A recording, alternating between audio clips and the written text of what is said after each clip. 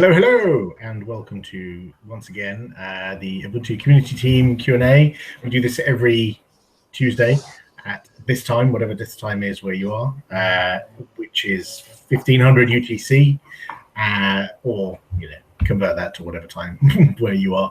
I'm Alan Pope. I work on the community team at Canonical, and with me this week is David. Hello, David.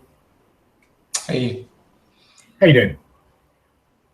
I'm doing very well. I came from holiday back 2 weeks ago. I'm still recovering, but yeah, no, I'm back to business. Just kidding. We've got a couple of announcements. Yes. I think first of all, I'll mention today is Tuesday. We often use as Snappy Playpen Day. I wrote a little tiny blog post announcing it this morning. If you go to popey.com/blog, you'll see all the links. The idea is that we use this time on a Tuesday to help people create snaps of their applications. It could be desktop apps or server apps, or it could be IoT stuff or gateway or whatever. And the idea is that we make it so that the experts are on hand in case you have any problems making snaps.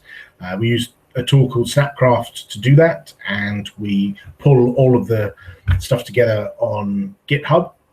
There's a chat system as well called Gitter, Gitter.im. You'll see the link in my blog post. And it's all very friendly and relaxed and good fun, and it's quite exciting to see interesting stuff that people are creating snaps of and uploading to the Snappy store. It's also quite cool to see people iterating on their snaps because people are able to get instant feedback on their snaps. So I'll give you an example. Yesterday, I tried out one of the new snaps in the store called Q Own Notes, which is a cute application that lets you take notes on your desktop. And I pointed out a couple of issues to the developer, joined their IRC channel, gave them a couple of kind of bug reports, if you like, bit of feedback.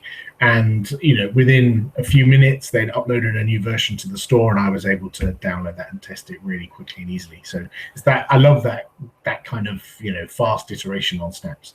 And what we're trying to do with the Snappy Playpen is get people involved in creating snaps, whether it's of their own application or something they're passionate about, and maybe put their Snapcraft YAML files, the config, in the playpen so that other people can learn from that and teach them how to fish and all that kind of stuff. David, you had something you wanted to mention about Academy, is that right? Yes, I do. Yeah, I've got a couple of things actually, but yeah, I'll start with Academy, which is quite an exciting one because we, as in the Ubuntu community team, hadn't been at Academy for quite a long time, even though that we often sponsors members from the Ubuntu/Kubuntu community to participate at the event. Academy is essentially the conference for KDE developers. And this year it was co-hosted or it is being co-hosted in Berlin with KuteCon. KuteCon was on last week, and then this week we've got the sessions of Academy.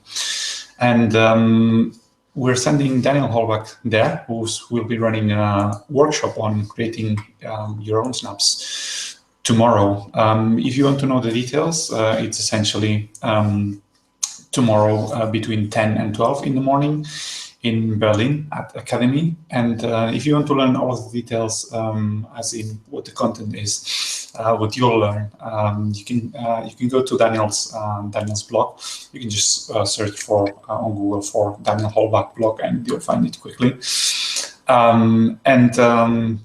Yes, essentially, Daniel will be having 2 slots of workshop space to teach everyone who wants to learn about snaps, to create their own snaps, and with a bit of a twist as well, because he's got some special content for KD/cute folks too. He's prepared also some virtual machines for those of you who or for those who don't have Snapcraft on their Ubuntu machines, and he's brought along some USB sticks to follow the workshop as well. So if you're in Berlin, or if you can make it to Berlin tomorrow, be sure to check out Daniel's workshop at 10 o'clock tomorrow. Yeah, sorry, I'm just smiling because there's a parallel conversation going on IRC where Sujivan speech from the German logo team is trying to catch my attention, and that's that's essentially good timing, because I was just going to talk about UbuCon Europe. Of which he's one of the organizers. So Ubuntu, the next UbuCon is happening in November from the 18th to the 22nd, if I remember correctly. Sorry, from the 18th to the 20th. And you will find all of the details on ubucon.org. We've been talking about UbuCon for quite a while. Right now, we've been ramping up to the event and doing and working together on the organization, which right now Sujivan and Mr. Q, Mariusz Kovic, are leading. And as a bit of a sneak peek, I'm just going to say that tomorrow we're going to announce the preliminary schedule, and preliminary is a bit of an understatement. It's pretty much complete. We've got quite a lot of good speakers, and we've confirmed Jane Silver, Canonical CEO, to be the opening keynote. So stay tuned for the announcement of the schedule on the fridge or on any other Ubuntu channels. To this, let me say good work to Mariusz and Sujivan, especially Sujivan, who's been chasing me for the last 3 weeks to submit my talk, and finally got it. So thanks for your patience. And with this, just to remind you that UbuCon is happening in Germany this year, in a city called Essen, which is relatively in the middle of Europe. So all of you Europeans, or even people coming from other places, for you it would be easier to get to reach there, the airport. It's going to be at the Unperfect House, which is a location which has got several different rooms, which means we'll be having different sets of content happening at the same time. We've got workshops, we've got talks, we've got Ubuntu content, we've got general open source content, and it will be a really, really fun event. So at the same time, what we'll be doing tonight is also opening the registration. So I'd say stay tuned to the fridge, fridge.ubuntu.com for the announcement, and essentially get ready to reserve your tickets for UbuCon. Awesome. Alrighty. Thank you for that. So as always, we answer questions. If you have any, you can ask them of us. If you go to ubuntuonair.com when we're doing this live, it's no good going there afterwards because we only take questions from the IRC channel. If you've got IRC, you can point that at #ubuntu-on-air on Freenode and ask your questions there. If you prefix it with the word question, it highlights for us so we can see it more easily. And a few people have already done that. Get your questions in early, because sometimes it gets towards the end and we run out of time. So the sooner you get your questions in, the more likely it is that we're going to answer them. And questions related to Ubuntu are preferred over what kind of tree you are. I think we've done those to death now, but we'll see what comes up. No questions are off the table. Yeah, we'll call it friendly non-tree censorship. Yeah, there are no rules on IRC. Right. So the first question from Wololol666. What's your favorite desktop environment? You can go first with this one. Okay, I'm going to be not too exciting, but I really love Unity. It is really true. I'm not biased. I like the simplicity of it, and I've been using Unity ever since it started. If there are some of you who will remember the what was it called?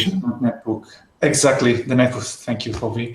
And the UNR, the Ubuntu Network Remix. I'm quite fond and also a bit attached to Unity 8. Yeah, I use Unity everywhere. I recently had this question asked of me kind of on another podcast. Brian Lunduk does a thing called Linux and Whatnot. It's like a video chat thing. And I went on there with a couple of other desktop people, someone representing the Elementary project and someone representing the KDE project. And I think Brian wanted it to be like a slug match, our desktop is better than yours kind of thing. But it wasn't, because we're all too friendly and nice. One of the questions was, if the desktop you use, which for my case was of course Unity, is outlawed, it just doesn't exist anymore, you can't use it, what desktop would you use to try and get us to pick something else? And I think my answer would be Ubuntu Mate, because before Unity I used GNOME 2 and I quite liked it. I mean, there were some things that annoyed me, but those things have been fixed by now. The things I quite like include the customizability of Ubuntu Mate, and actually I could customize Ubuntu Mate to make it look like Unity. So even if Unity didn't exist, I could use something else that looked like Unity. So I'll be happy with that. And the next question is also from Wololol666. Why didn't Ubuntu, the Unity version, participate in the alpha beta stage in 16.10? I don't think we have since about 2013 or thereabouts. I just asked for clarification from one of the other developers, and yeah, something like that. It doesn't fit the cycle of work that we do, so we just we don't do our cycle like that. I don't think there's anything more than that. No, I mean I've just posted the link to the release schedule. And which I used to follow more closely now that I remember a while ago. I mean, you see the alpha and beta 1 freezes in there, and there are 4 opt-in flavors right now. I think, and perhaps someone from the desktop team can confirm this, other than the fact that, as Bobby was saying, it doesn't fit the release schedule. Betas are also betas mean quite a lot of work, essentially quite a lot of overhead in preparing them, and for short cycles, they tend to take quite a lot of the cycle itself, which could be used actually for development. And since we moved to the phone, since in the phone we started essentially implementing with our rolling releases, we kind of drifted from that, but we still have a beta. Which is essentially now like a bit of a release candidate, which we still follow and do the feature freezes as usual. Cool, thank you. Wololol16 also asks, what's your favorite color? Mine's DD4814. Nice one. All right. Next one is, do you use any proprietary software or services? Oh, crikey. Yes. We're using one right now to talk to you. So, there's one, is the fact that we're using, Google Hangouts, which is a proprietary web service to talk to you, YouTube, and so on. So, yeah, there are some non-free services that I would use on a daily basis. I'm not a Stormanite. Yeah, I'm trying to think as well. I mean, mostly what I use as proprietary services are web services essentially. I've mentioned it other times as well. While I'm a user of Telegram, there are some members of my family or some friends that haven't managed to switch yet, so I still use WhatsApp. So I've got a second Android device as well. Well, Android is not. I'm not trying to say Android is proprietary service. What I'm trying to say is that I run WhatsApp on that one. I think that's it. Really, I haven't used Skype for quite a long time, actually. Cool. Next question is from Chloe asking, what are you up to next weekend? Is there anything specific happening? I don't know, to be honest. I can't recall any open source events, and I haven't planned my own weekend, so I cannot really answer this one yet. It will depend on the weather as well. In the UK, the UK Loco team have a social event every year, and it's called the Real Ale Train, and it's a steam train which runs backwards and forwards along a few miles of track, and you buy a ticket, you get on board, and there is a carriage that's just dedicated to selling beer. And you go to that carriage and you buy beer, and then you go and sit down with all your friends and you chat while the steam train goes chuff, chuff, chuff, chuff, chuff up and down the track. It's great. It's really cool. And there's loads of Ubuntu people and people from other distros and non-techies, and people bring their boyfriends, girlfriends, whatever along as well. It's quite nice. It's quite a nice social event that's non-techie, but loads of techies go. So the conversation is often techie. But I think the tickets sell out really, really quickly, and every time it's announced, we all buy a bunch of tickets. But that's this weekend. It's often called the beer train because it's steam train and beer. What's not to like? Why does it not surprise me that beer is at the center of a British open source event? Of course. Chloe asks, what's your favorite Mr. Blobby episode, or did you just enjoy the songs, baby? I just enjoyed the songs. What's next? All right. I think Wololo 666 is the next one. Do you think that Ubuntu will dominate the world anytime soon? Well, I have to be honest. I think we will. I'm not sure if we can say anytime soon. I think one thing that we're seeing right now is that more IoT or manufacturers of IoT devices are starting to adopt Ubuntu, and this. I think if we're successful in there, this is a path where we'll be able to see more and more Ubuntu devices, or the number of Ubuntu devices growing exponentially. So I think, other than the fact that we're pretty ubiquitous already in the world of server and cloud, I think that IoT sector is something where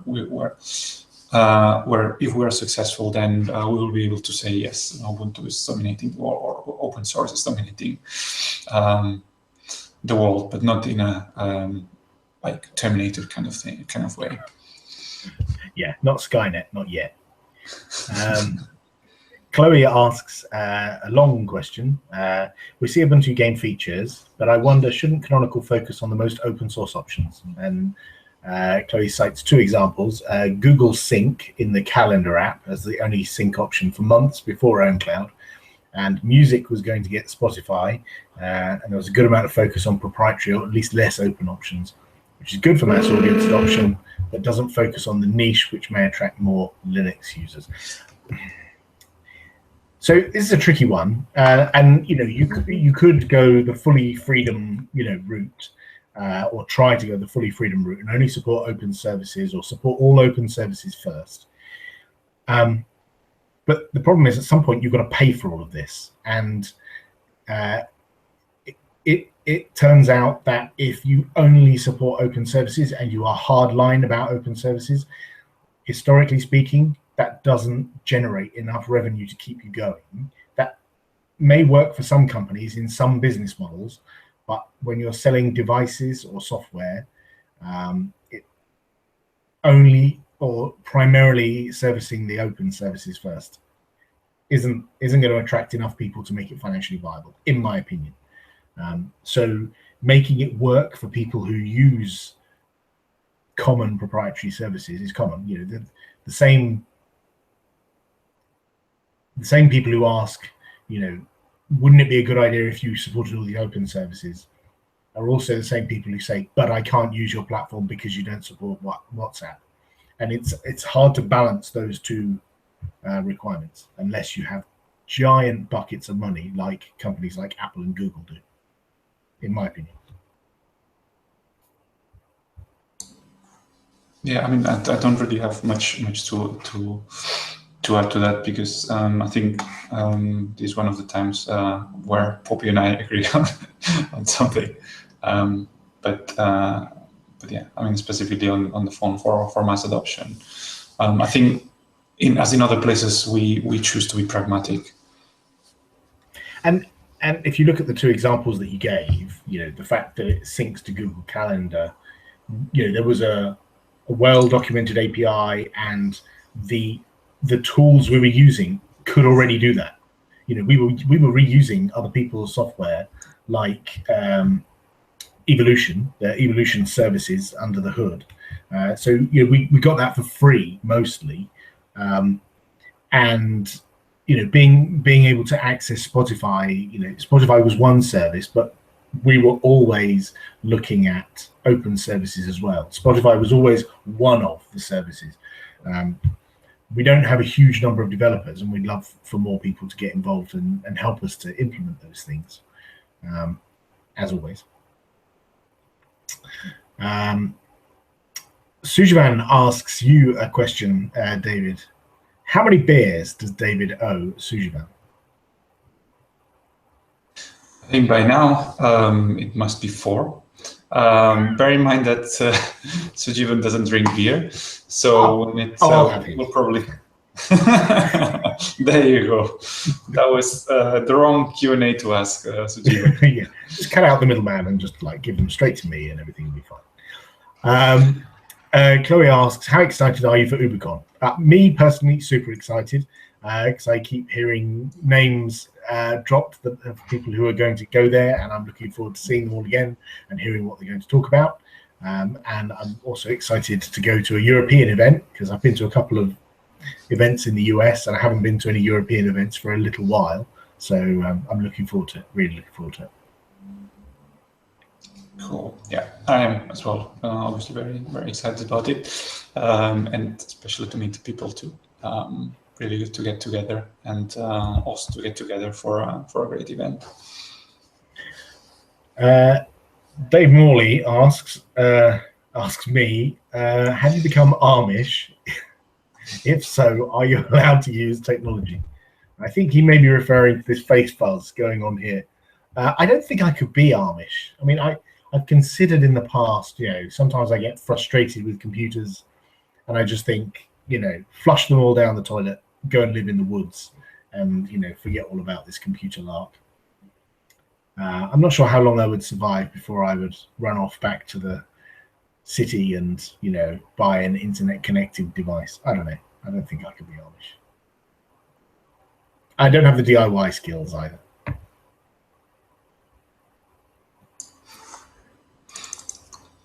All right, excellent, stellar appearance from Dave Morley today. Yeah. Excellent. All right, Chloe is asking, what do you expect to see in OTA 14? Bug fixes. I must be quite honest, I haven't been following what's going on the 14 milestone, so I cannot really answer that one. No, I haven't followed the milestone either, so I don't know. Your guess is as good as mine, and in fact, if you just go to the canonical system devices milestone 14, you'll have a better idea than either of us, because it's all right there in bug reports. So yeah, that's the best place to find out, is the canonical system devices images, I think it's called, project on Launchpad, and we have a milestone for each release on the phone. And if you just look at the milestone 13, milestone 14, and so on, you'll see what's expected. And it is generally a list of bugs with their priorities. We don't always hit the target. We don't fix every bug in every milestone. Some of them get delayed because we run out of time, or the fix is insufficient, or the fix breaks something else, so it gets rolled back or something like that. So yeah, keep an eye on Launchpad is the best place to check out Lucas's regular emails, although he's not doing them this week because he's on vacation. So yeah, those will come back next week or the week after, I think. Cool. Yeah, I've just pasted a link to the canonical device system image project in Launchpad and its milestones. I can never remember the name of the project, so I just Google it and it turns up at the top of the list. Exactly what I did while you were talking. Michael Hall. Hello, Mike. Michael asks, is Popey dressed up for a job interview? Do you not wear a shirt? And I took my tie off beforehand because I didn't want to shame you, Mike, into wearing, you should be wearing smart clothes in Florida. No, I'm not dressed up for a job interview. I'm not going to show you the bottom half. Seb3BQM10HD, guess what device he's connected from, is asking, is OTA 13 tomorrow? I think it's next week, isn't it? I think the schedule had it for 14th of September, I believe. I think it might be. I remember Jean-Baptiste, the head of QA, mentioning the date last week, but I cannot really remember. But it sounds to me that yes, it was going to be next week. Seb asks an interesting question.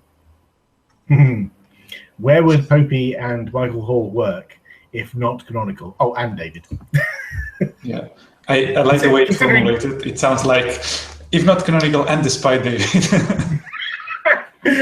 Yes. So for those of you who don't know, David is mine and Michael's line manager in canonical, so that's why that question looks a bit strange. That's a good question. I don't know. It's not something I consider much, to be honest. I'd have to have a think about that, but I'm not actively looking, so no. Despite the job interview attire, I'm not actively I myself don't know either. I've been now 7 going to 8 years in canonical. Wow. Not that I'm actively looking again either, but sometimes you do ask yourself this question: what you're going to do in the next 5 years. I do not know, to be honest. I do either of the two. Either at work for another open source company or a company that's got the same philosophy and attitude with community as canonical, or I do something completely different that doesn't have to do with software at all. But yeah, I haven't devised my master plan yet. Ask me again in 5 years. Yeah. Okay, next question is from Chloe. What state do you think Unity 8 will be in by 16.10? I think so. Unity 8 will be in a state where you can boot from a USB stick and test it out, or for some limited use cases, you might be able to get away with using it as your daily desktop. But I think for the majority of people, it's a testing ground. It's somewhere where you can try things out, see how it works, and report bugs, give feedback, fix bugs, all that kind of stuff. I don't think Unity 8. Unity 8 definitely isn't the default desktop in 16.10. That's for certain. And there are some specific things that are missing that we know of. In fact, we have a very good handle on the list of tasks that are required to get to feature parity between Unity 8 and Unity 7. But yeah, I think it's fair to say it's in a state where you could consider it a kind of preview, testing ground, that kind of thing. Does that sound about right? Yeah. I mean, I'm not. One thing that I would add perhaps just in terms of the progress is that the desktop team and others are trying to get all of the packages or all of the dependencies of Unity 8 on the main repository of Ubuntu, meaning that it can be then it's fully supported and it can be added to the ISO images. This will mean as well for users that it will be much easier to test Unity 8, which will be available in there. As Blobby is saying, it won't be the default desktop, but it will be just literally the click of a button when you log in to test Unity 8. So I think that will give more visibility to Unity 8 and also some better experience in the sense that you won't have to look at videos to see how Unity 8 is working. You'll be able to easily test it yourself. Yeah, and it's worth noting that its development of Unity 8 doesn't stop at 16.10. It's constant. Unity 16.10 is just is one of the milestones, and once 16.10 is out, they're going to keep on updating Unity 8, adding features, bug fixing, and so on. It's not in the same development model as Unity 7 is, where it's mostly a maintenance, bug fix, a few performance enhancements here and there, and the odd feature. It's constant. The Unity 8 development team are constantly developing Unity 8 and will be beyond 16.10. Next question is from Seb, who asks, Adobe has decided to support Flash on Linux again, although without major new features. Any comments? Yay, I guess. I don't use Flash much that I'm aware of. So it's interesting. It's a bit strange given they said they'd stopped and now they've started again. It's a bit weird. Yeah, I don't know. I don't really understand their business reasons for that to resuscitate essentially that technology, but there might be compelling reasons for them to do that, and it's good to see that that Linux or that they're bringing attention to Linux on another note. And Chloe asks the same kind of question. Mike asks, I didn't hear that train noise enough. Can Popey make the chuff, chuff, chuff sound again? Well, the good news is this video is archived on YouTube, so it'll be there forever. You can go back and watch the video over and over again and hear the chuff, chuff, chuff as many times as you like. All right. Chloe is asking another interesting question. Many people are behind the idea of free software. They love free software, OSs, and will have free open source apps as requirements. Yet these ideologies don't seem to pull much into internet services. For example, people who wouldn't use Microsoft Word because it's proprietary would be more than fine using Google Docs. People like using YouTube and Google Plus over freer alternatives like Diaspora. And I think the question is... The next line. Yeah, so why do you think there's this difference, and do you think it's important to push for open source services more than proprietary services? That's a tricky one to answer, to be honest. But sometimes, and I'll choose the Google Docs example. Sometimes one of the reasons that pull people into using proprietary services is because there isn't a free software alternative that's ready yet. Even for those people who are actually developing alternatives, sometimes it just takes a while for let's say LibreOffice on the web to be available. Sometimes the alternative is so good that that there will be some switching from the proprietary services to the open source ones, but yeah, it's a tough one as well, because generally really big companies are behind those services, and they can get things going in relatively small amount of time. But then again, choosing LibreOffice as well is one piece of software that really managed to get quite a lot of penetration in a world where it was previously dominated by Microsoft. It's a tricky one. I'm not sure I can give a really good answer to that. But I mean, in my case, it's even though I'm advocating for free software services. I will often use proprietary services for a while before I can switch to another one. And sometimes it is painful to be the pioneers or to be the first that are using free software alternatives. But what I'm just trying to say is it's just not black and white, essentially.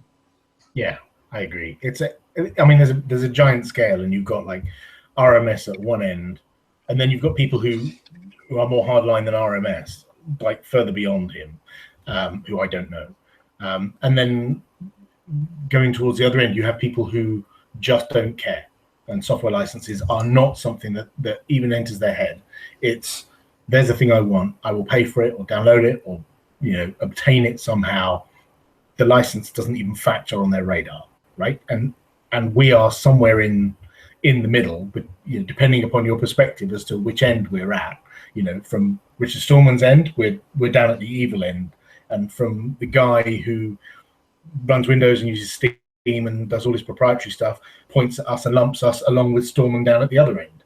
So there's this big fuzzy blob in the middle where we're all sitting, where some people won't use a proprietary piece of software like Steam, or wouldn't download non-free games, and won't use Google Plus, and will only use like Identica and Diaspora and all that kind of stuff. And that's fine, that's their choice. But there are also some of us who are more pragmatic and want to exchange files, or with people who use peculiar file formats and applications, and who want to have social interaction with our friends using proprietary web services. It's like David says, it's not black and white. And if you only cater for that market down there, it's a very, very small market. The market that way is way bigger, and potential for your business to keep working and keep paying people to carry on doing their job. There's very few companies that cater only to the full free software only ideology. There are some companies who try it, like for example, the company who made a laptop called Purism, and initially on its crowdfunding it was billed as fully free software, everything's open, got kill switches on the microphone, kill switch on the camera, everything's fully open. And it turns out it's not fully open. There's bits of the BIOS, bits of the firmware that are not open.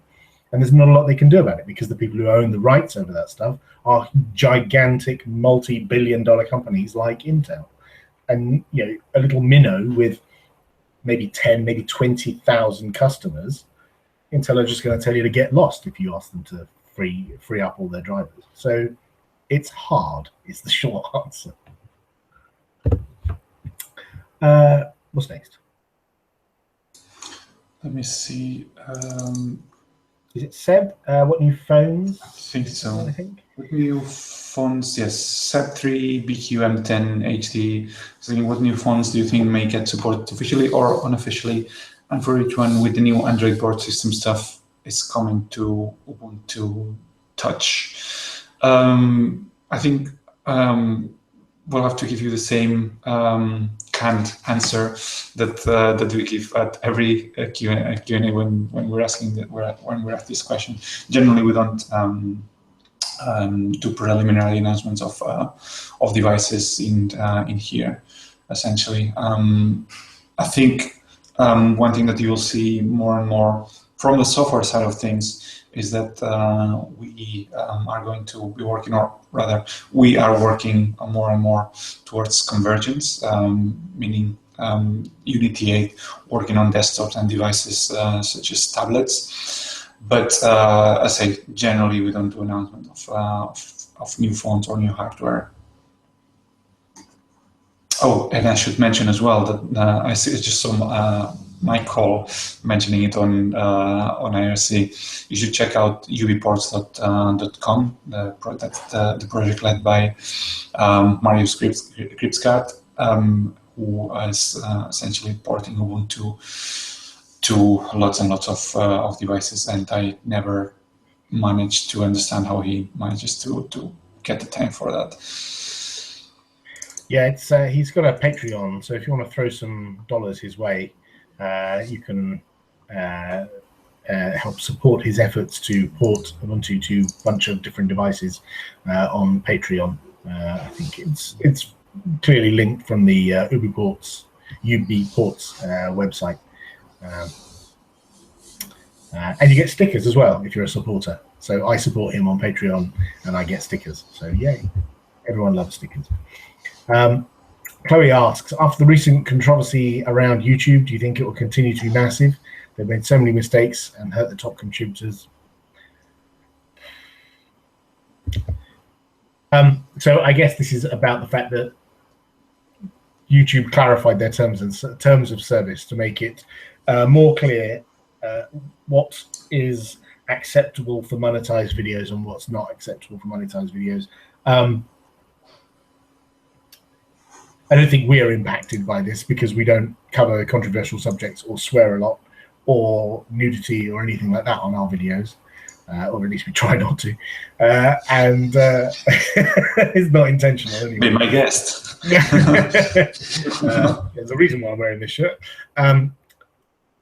No, I don't know. I think at this point YouTube is almost too big to fail, and Google seem to be able to do any one of a number of things that will annoy their user base and their customer base, and people still keep coming back for more.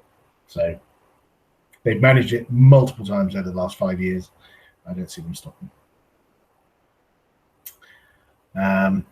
Next question, also from Chloe. When will Canonical make its own hardware, both phones, laptops, and desktops? I'd confidently say not in the next few years. I don't see us working on hardware. There's few of us enough to work on software, let alone making devices. Making devices is hard. Other people have figured that out. Let's let them make the hardware and we'll do the software.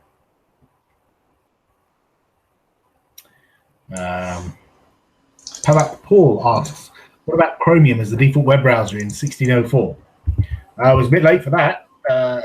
1604 came out 6 months ago. So I guess you mean 1610 or future releases. Yeah, it's one of those things one of those topics that comes up for discussion, which will be our default browser. And there's always, plenty of good discussions around heated debate about which is the best browser. It's like, start a thread about which text editor should be packaged on the ISO by default, and you'll get, 10 different answers and a very long thread and no real concrete, decision. So we make opinionated decisions based on those discussions, and so far we've always said Firefox is the default browser. That may change in the future. Who knows? All right. You should check out also as well, just to throw another browser in the mix, the Ubuntu browser on the desktop as well. That's another good one. Although it's, being quite honest, it's still too young to be considered as default. I learned something interesting about the Ubuntu browser today by following a conversation on Twitter between Joey from OMG Ubuntu, Stuart Langridge, and Chris Coulson, who's one of the maintainers of our browser, that the Ubuntu browser supports Pepper Flash. The Flash plugin that comes in Chrome. Yeah, I had no idea, and I learned that via a tweet earlier on today. So that's quite cool if you like Flash, or if you need it. Who's next? Do you use Wine? Is that the one? Dave Morley mentioned that OTA 13 slipped by a week, so OTA 13 will be a bit later, so I guess 14 will be a bit later. Sorry, carry on. No, I was just wondering what the next question was, but I think it's the one from Wololo. Do you use Wine? I personally don't use it, but I do have crossover Linux installed on my girlfriend's, or should I say my wife now, computer. I should. Especially when it's on a video, which is going on the internet. Sorry. Yeah, I recently got married, just for context. So I installed crossover Linux on her computer because, well, she uses LibreOffice and Ubuntu. Sometimes she has she's a teacher, and she gets some documents from school that she needs to edit with Microsoft Windows. There's an old game that I like to play that I use Wine for, and it's called Tower, and it's really, really old. And it's made by a company called BAO Consulting. And by old, I mean like, Windows 3.1 era kind of game. And it's like an air traffic control game. There are these planes coming into your airport, and you have to direct them to, which runway, and then all that kind of stuff. But it's quite cool, and I really like it. And I've been playing that for like 10 years under Wine, and yeah, it's quite cool. So yeah, that's pretty much the only thing I use Wine for, because everything else works in it. Oh wow! So you mean the retro game award? Definitely. Yeah, I play a lot of old rubbish games. What's next? Chloe asks, "Do I remember the Raggy Dolls?" No, I have no idea what that is. And then asks, have either of you got a Linux robot? Has it got a Linux run robot or more? If so, what? I don't have any robots. No, me neither. But if I did, I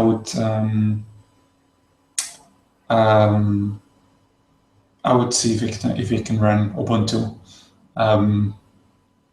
and that well. Anyway, yeah, I was just trying to picture in my head the recent Ubuntu robots that have come so far, as the Spider and drones. I don't know.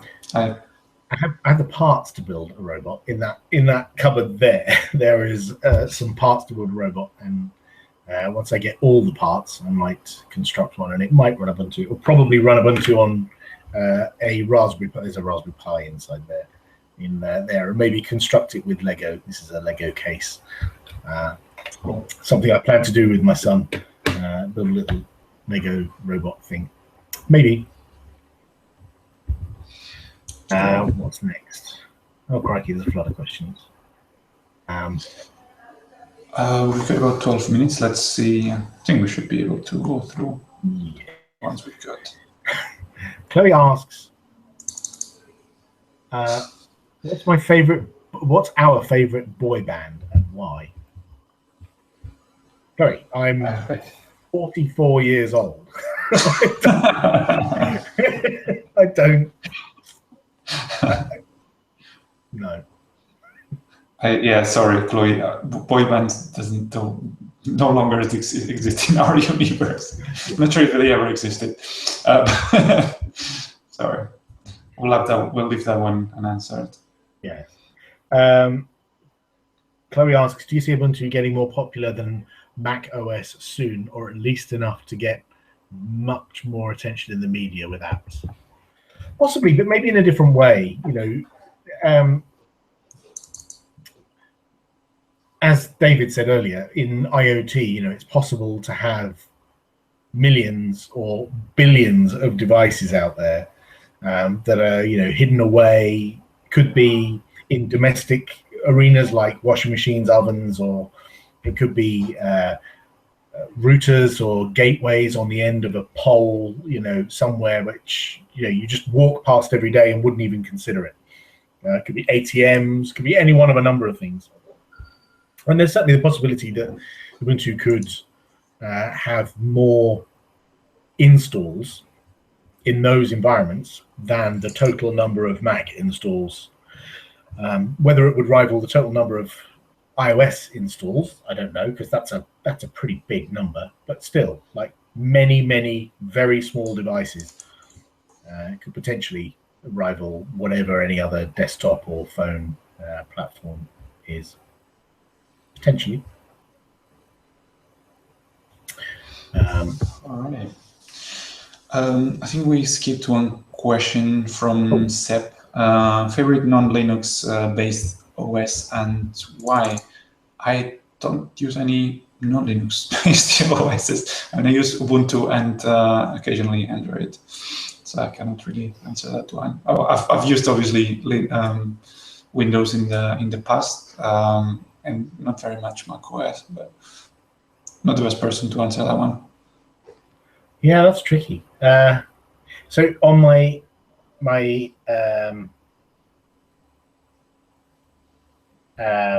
what is this thing called? Oh, desktop. On my desktop PC, I have Windows 10 for some games that I play with my son, but I wouldn't say that's my favorite. I would probably think something is, I don't even know if OpenWRT and DDWRT are Linux based. I don't know if they're BSD based or something like that. Oh, I see. I don't know whether it's some custom kernel, because often the devices are MIPS based or something. I don't know. I don't even know if they're Linux, but I would probably say something like OpenWRT, just because it's allowed me to take a router that is old and crusty and reflash it, and I have brand new software on an old router. So I'll probably say that. Alrighty. So another question from Chloe.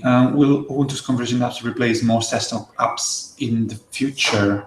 I wouldn't say most desktop apps, but I think with Unity 8 coming to the desktop, we'll see more and more of those applications that can work across form factors. I mean, and I think this is not just for Ubuntu, but I think that we're going to see this trend more and more in other OSs. I mean, people expect to use their mobile apps on the desktop if they use a desktop at all, and having two applications or two sets of code working for different devices, or several sets of code working for several devices, it's not going to work anymore. Yeah. Next question is from Seb. OpenOffice is apparently going to die now. Any comments? I hope the developers move across to LibreOffice and hatchets can be buried and people can forgive and forget for the nonsense that's happened in the past when OpenOffice and LibreOffice split. I would just like it to all go away and stop, because there's too much fighting going on in these two projects. So yeah, that's what I would like to see. So Chloe is asking, do you think Ubuntu apps, Ubuntu SDK apps and GNOME apps will make Linux much more visually appealing over the next few years? Oh, good question. I wouldn't say, I mean, I personally wouldn't say it's about the apps. I think the OS itself or the I don't want to call it toolkit, but because this is something perhaps a bit Ubuntu specific. Well, it's not, but we've been using the SDK toolkit as the way to develop convergent apps. I think what makes an operating system compelling is the UI itself and its UX. And I think with what we've done on the phone and what's coming now to Unity 8 is something that's making already Linux systems look much more visually appealing. Not only that, but much more modern. Or there's this perception of modernness, which I'm explicitly saying it's perception because many of the Linux technologies were already pioneers before they reach the mainstream through some proprietary software. But yeah, I mean, my answer would be that the new UX and new UIs will make Linux much more visually appealing over the next few years. Yeah, and also I would look back over the last like 5 years or so, and all of the people working on the visual stuff, like Elementary, the KDE guys, the GNOME guys, us, have all stepped up the game for what Linux desktops look like, to the point where when you see computers on TV programs, often they're running some kind of Linux as their movie operating system. They're like made up random OS is often based on Ubuntu or something, or GNOME or whatever. And for some reason, for some of those, they choose them because they look good. And so I think we've come a long way already, and it will only get better. Next question from Seb. What's your favorite native app or apps for Ubuntu Touch, and why?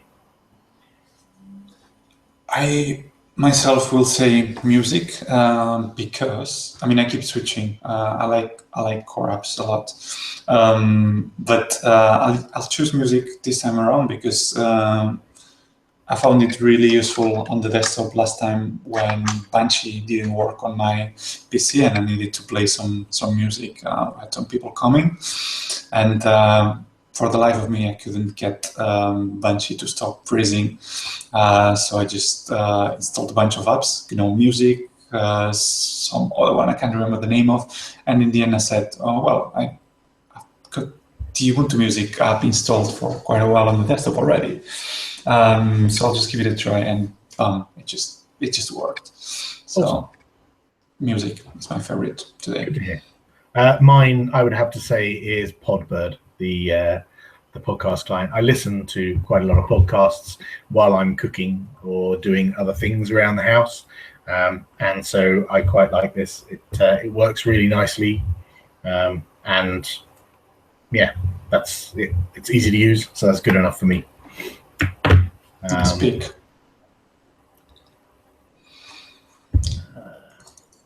All right. Someone actually mentioned Stalboard, but we'll just forget that.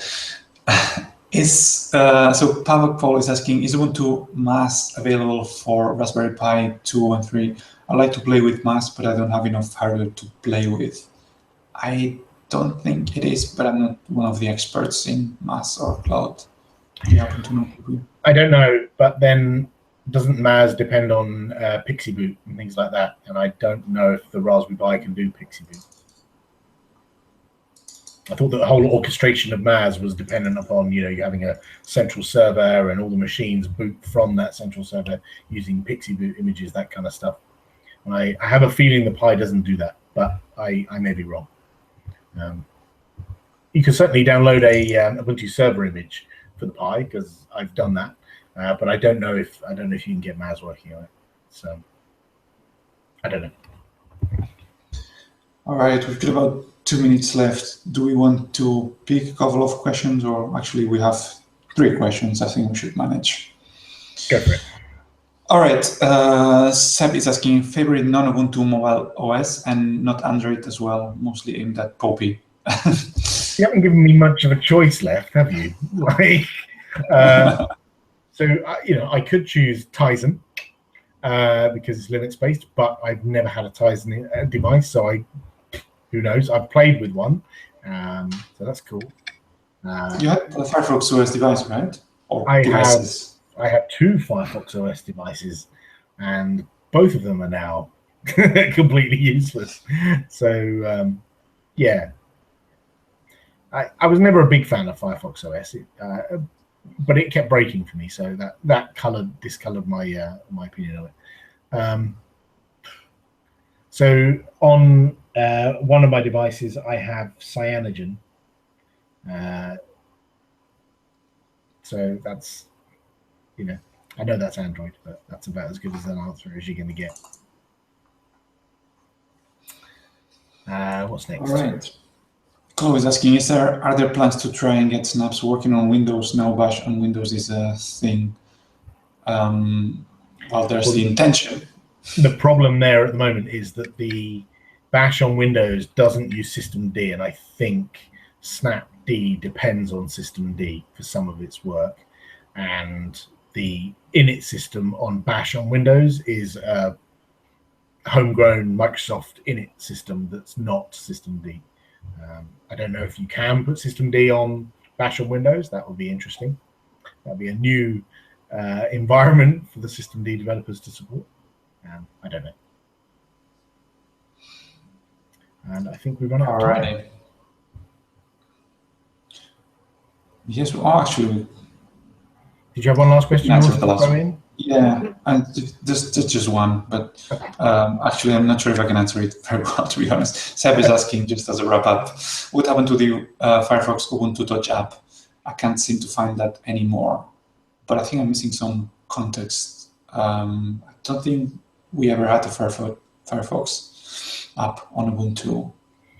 Not a native MIA Ubuntu Touch. There's one that runs under Xmir, which is basically just Firefox, but you can install those apps through the Libertine scope, the desktop apps scope. I don't know if Firefox has gone missing, but if it has, then I would recommend finding a bug so we can fix it. And that's all we've got time for now. Thank you, everyone. If you want to know when these videos are coming up, you can subscribe to the Ubuntu On Air YouTube channel.